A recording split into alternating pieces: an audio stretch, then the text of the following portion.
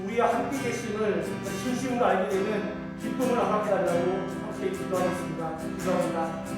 하나님, 우리에게 주신 그 놀라운 기쁨이 주님의 사랑을 통해서, 주님의 능력을 통해서, 주님의 말씀을 통해서 나타나는 고백합니다.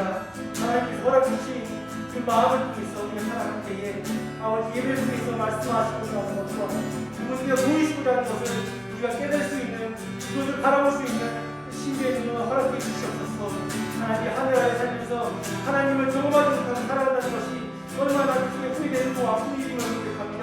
하나님, 예배를 통해서 하나님의 진심을 경험하고 그분의 말씀을 통해서 기쁨을 경험할 수 있는 아버지 그런 시간 될 수 있도록 성령 하나님께서 붙잡아 주시옵소서.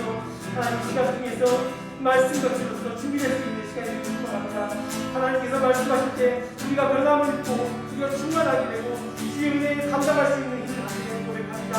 하나님, 실전으로 들어갈 때에 주의 말씀으로 준비되게 하시고 능력을 준비될 수 있도록 성령 하나님께서 도와주시옵소서.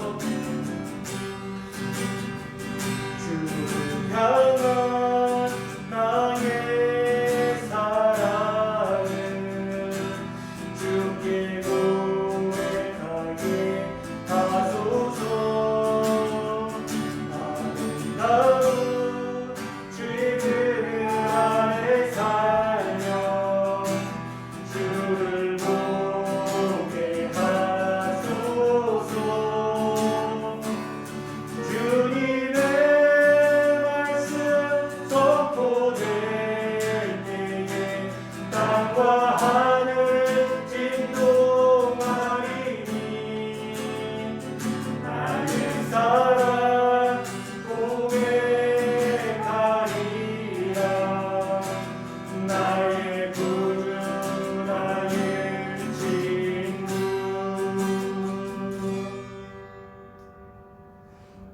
아멘.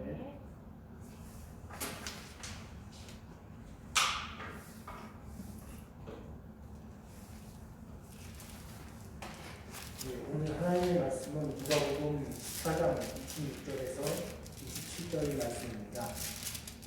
누가복음 14장 26절에서 27절의 말씀입니다.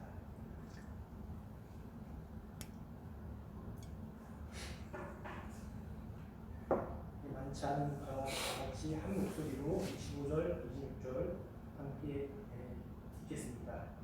시작.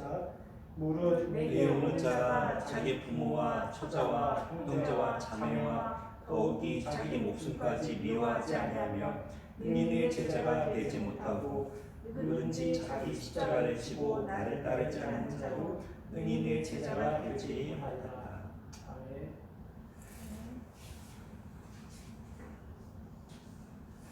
하나님 아버지와 우리 주 예수 그리스도로부터 은혜와 평강이 이 시간 예배하는 저와 여러분 모두에게 함께 하시기 바랍니다.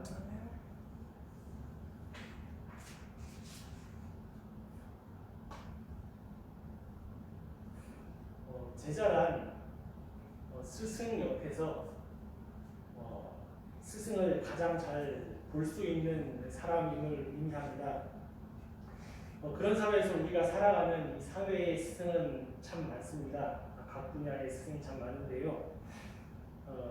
많은 사람들은 그 스승을 따라갑니다.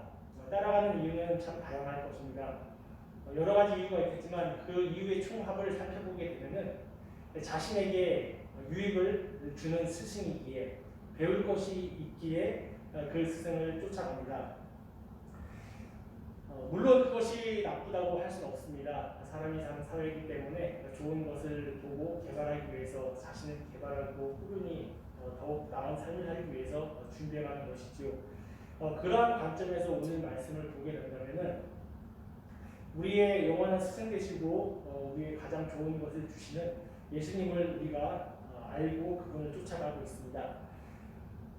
이 말씀을 통해서 첫 번째 말씀인 26절과 27절을 이해하기 위해서는 25절의 말씀을 잠시 생각해 볼 수가 있습니다. 25절에는 수많은 사람들이 예수님을 쫓았더라라고 나오고 있습니다. 한번 생각해 볼 때 이분들이 왜 예수님을 쫓았을까라고 생각을 한다면은 당연히 예수님께서 다양한 기적과 이적, 신비한 일들을 보이시고 무엇보다 잘 아시는 산상수훈의 말씀 같이 이제 도덕의 극치 그리고 실제의 삶으로 구현하셨던 이러한 예수님을 보니 말과 행함이 일치하고 그리고 너무 놀라운 모습이 있으니 사람들이 다양한 관점에서 예수님을 따랐던 것입니다. 중요한 것은 이러한 그 예수님을 따를 때 예수님께서 격려해 주시고 그리고 더욱더 잘 그 따라올 것을 말씀해 주시면 되는데 예수님은 그러한 사람들에게 좀 더 부담이 되고 그리고 따라오지 못하게끔 하려는 의도가 있을지 모르겠지만 제자로서의 유익, 진정한 나를 따라오려거든 너희들이 버려야 할 것, 제자로서 지켜야 될 것을 설명하시는 이야기를 볼 수 있습니다. 그러한 과정에서 26절을 제가 다시 읽겠습니다. 물은 내게 오는 자가 자기 부모와 처자와 형제와 자매와 더욱이 자기 목숨까지 미워하지 아니하면 이는 제자가 되지 못하고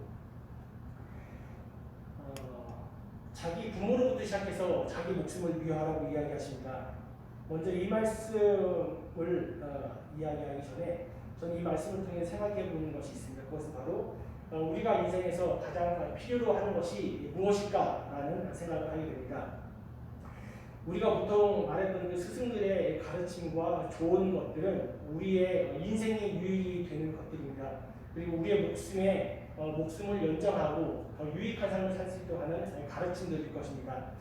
또한 이런 모든 것들을 더 윤택하게 하는 것은 당연히 좋은 집과 그리고 좋은 차도 될 수 있겠고 그리고 다양한 삶을 살아가는 용품들, 도구들이 될 수 있을 것입니다. 그런 것을 교환의 매개로 본다면 당연히 이 모든 것의 총합은 우리가 손쉽게 이해하고 알 수 있는 돈이라는 가치를 가지고 있는 단어가 될 것입니다. 그런 의미에서 소유란 바로 이 돈과도 연계되는 것일 것입니다. 돈을 통해서 소유할 수 있기 때문입니다. 다시 말하면 이 소유가 우리의 생명을 연장시키고 이 돈이 우리의 목숨을 더욱더 강화시킨다는 뜻입니다. 26절의 말씀을 다시 한번 생각해 볼 때 목숨을 미워해야 한다라는 그 말씀을 읽으면서 정말 왜 예수님께서 이렇게까지 부정하는 말씀을 하셨을까라고 생각해 볼 때 얻을 수 있는 말씀의 구약 말씀과 신약 말씀 한 구절을 적용할 수 있게 됩니다. 먼저 전도서 5장 19절 말씀입니다. 또한 어떤 사람에게든지 하나님이 재물과 부요를 그에게 주사 능히 누리게 하시며 제 몫을 받아 수고함으로 즐거워하게 하시는 것은 하나님의 선물이라. 이 말씀에서 정확하게 인지해야 하는 것은 선물을 주는 사람이 하나님이십니다. 그리고 선물을 받는 사람은 사람입니다. 모든 사람이 받는 거죠. 이 선물의 실체는 물질입니다. 재물이고 부요라고 분명히 전도서 5장 19절에 말씀하고 있습니다. 이러한 관점에서 돈의 긍정적인 어떤 관점에서 봤다면은 로마서 7장 17절과 18절을 우리가 다시 한번 봐야 할 것입니다. 그런 관점을 가지고 18절을 읽겠습니다. 내 속 곧 내 육신에 선한 것이 거하지 아니하는 줄 아노니 원함은 내게 있으나 선을 행하는 것은 없노라 라고 나와 있습니다. 이 말씀에서 거하지 아니하는 줄, 거하다라는 동사는 OEK라는 헬라어 동사로서 3인칭 단수 현재 직설법으로 사용됩니다. 이 부분만 따로 떼어서 해석하자면은 그것이 현재 거한다, 그것이 현재 살아간다라고 직역이 되는 것입니다. 여기서 그것은 무엇입니까? 17절에 말씀 나와 있습니다. 그것을 행하는 자가 내가 아니요 내 속에 거하는 죄니라. 다시 말하면 그것은 죄를 말합니다. 근데 죄가 거한다라고 했을 때 거하다라는 그 단어는 사실 살아있는 존재한테 쓰지 죽어있는 사물이나 객체한테 보통 쓰지는 않습니다.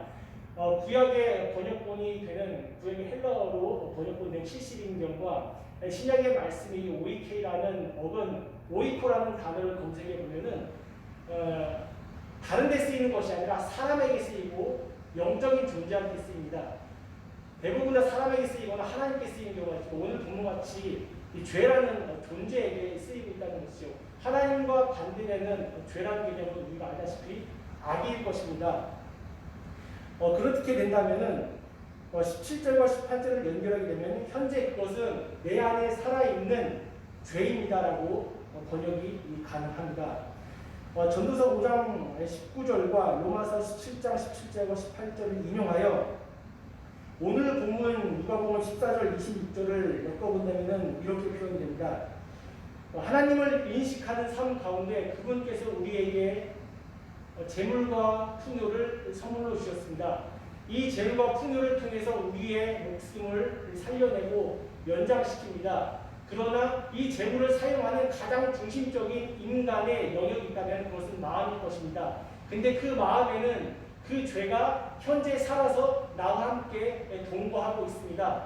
이때 이 죄가 하나님보다 더 위에 올라가거나 그 물질을 다루지 못하면 그 죄는, 그 물질은, 그 탐욕은, 그 소유는 나의 생명을 살리게 되는 것입니다. 내가 살릴 때 예수님은 그 나의 목숨을 미워하라고 이야기할 것입니다. 라고 해석할 수 있을 것입니다.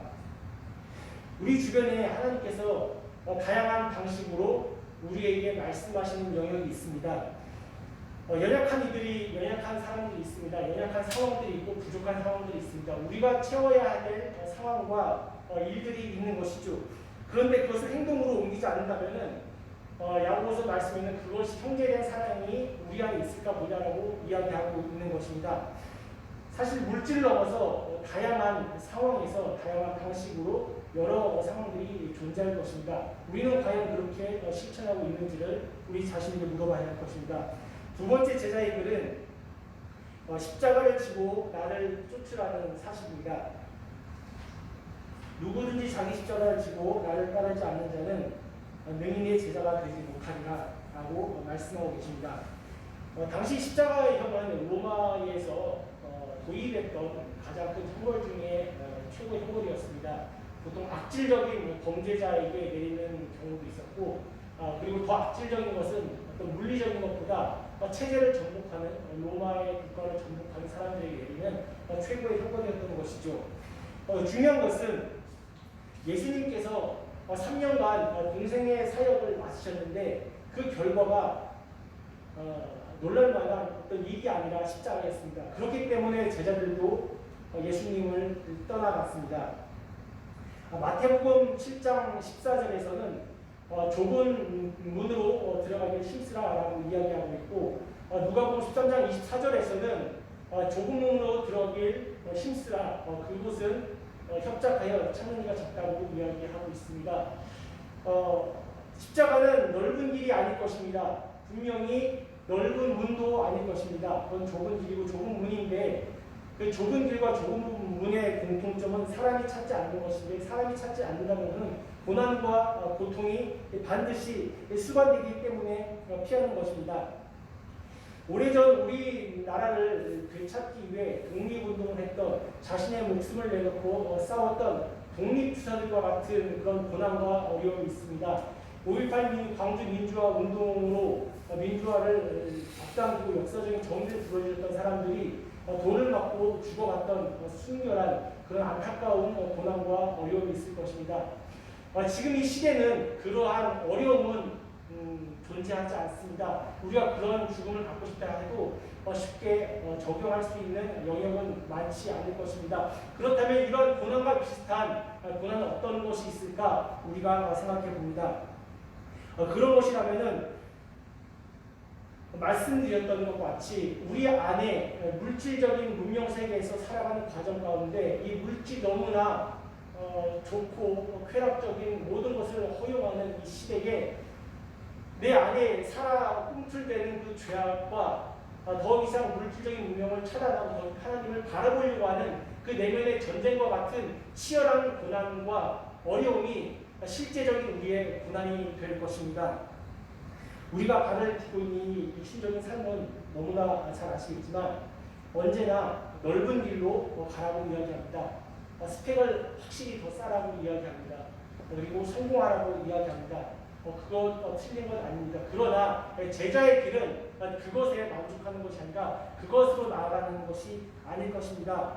그 길을 위해서 많은 부모들이 더 좋은 결혼과 더 좋은 직장생활과 더 좋은 봉급과 더 좋은 포지션을 위해서 주일날 자기 자녀들에게 교회 가라고 이야기하는 것이 아니라 학원을 가라고 이야기하고 보충 수업을 더 하라고 이야기합니다.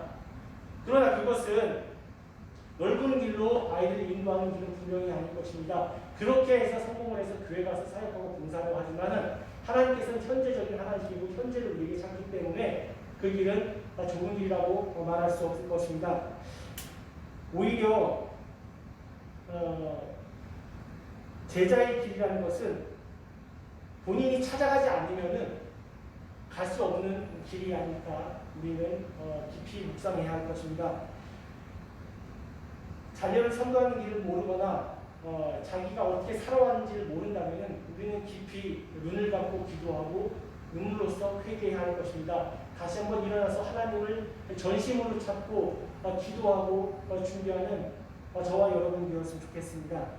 더 나은 삶을 선택하는 것은 제자의 삶을 선택하는 것입니다. 그 제자의 삶은 반드시 내면의 분투와 치열한 영적 전쟁과 더불어 십자가의 길이 앞에 펼쳐져 있습니다. 많은 사람들이 찾지 않고 가지 않으나 오히려 예수님은 그 끝에서 우리를 기다리고 계십니다. 그걸 선택할 때 우리는 분명히 알 수 없는 방법으로 신비한 능력으로 하나님께서 성령님께서 우리의 길을 분명히 이끄시고 그리고 우리를 초청하신 대로 나아갈 때에 그분께서 주시는 진정한 희락과 기쁨을 누리게 될 것입니다. 그래야 중앙에 표현하신 하나님의 평강이 그리스도 예수 안에서 저희의 마음과 생각을 지키실 것입니다. 네, 기도하겠습니다. 하나님, 무엇보다 제자의 길은 우리가 외적인 눈으로 보는 것과 확연히 다른 것을 압니다. 그것대로 피하고 싶고 힘겹고 어려운 길입니다. 솔직히 주님 앞에서 토로하고 싶고 가기 싫다고 이야기할 수도 있음을 고백합니다. 그런 저희를 받아주셔서 다시 한번 연단케 하시면 감사합니다. 하나님 이 길을 놓지 않고 포기하지 않도록 좁은 길로 걸어나가는 믿음의 담담을 허락하여 주시옵소서. 감사합니다. 예수님 이름으로 기도합니다. 아멘. 주 이름으로 마치겠습니다. 하늘 위에 계신 우리 아버지여, 이름이 거룩히 여김을 받으시오며 나라가 임하시오며 뜻이 하늘에서 이루어진 것 같이 땅에서도 이루어지이다.